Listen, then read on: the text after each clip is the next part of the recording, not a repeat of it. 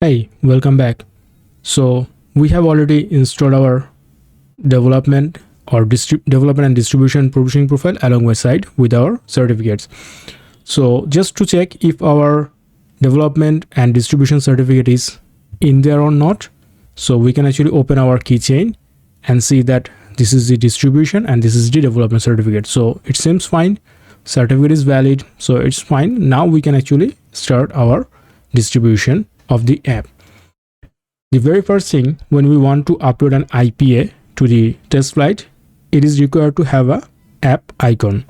So we just added some sample app icon. Now we're gonna just comment it, okay? And now we can actually create an IPA.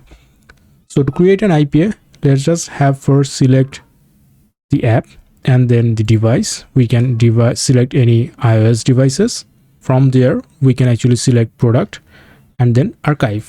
Okay, so we're gonna actually archive it, and this is like telling me to use Xcode Cloud, and definitely we will go there, but for now we're gonna actually look it back in some future time. So let us now actually create an archive of the IPA.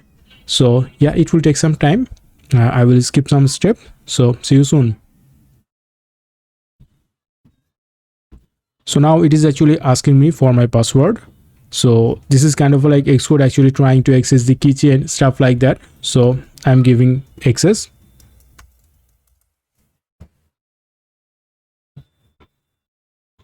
Now I have the archive version. Now I'm gonna be actually distributing the app. So let us start. Now it will be an App Store Connect or TestFlight internal use.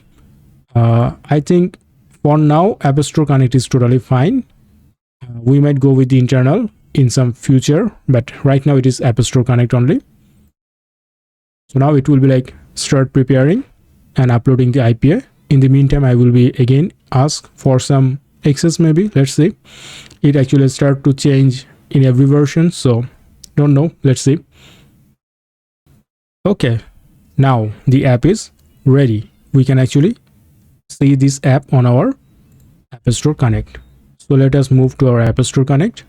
So we was here on the developer portal, Apple developer account, and now we actually moving to App Store Connect. And we already have created the demos application on the app section for the App Store Connect. Otherwise, we will not be able to upload the IPA to the App Store Connect. So now we can go TestFlight. So as now we can see, this is now processing. Once it is processed, we will be able to distribute the app through TestFlight, and before that we need to fill some information, and this is the content of the next part, so stay tuned.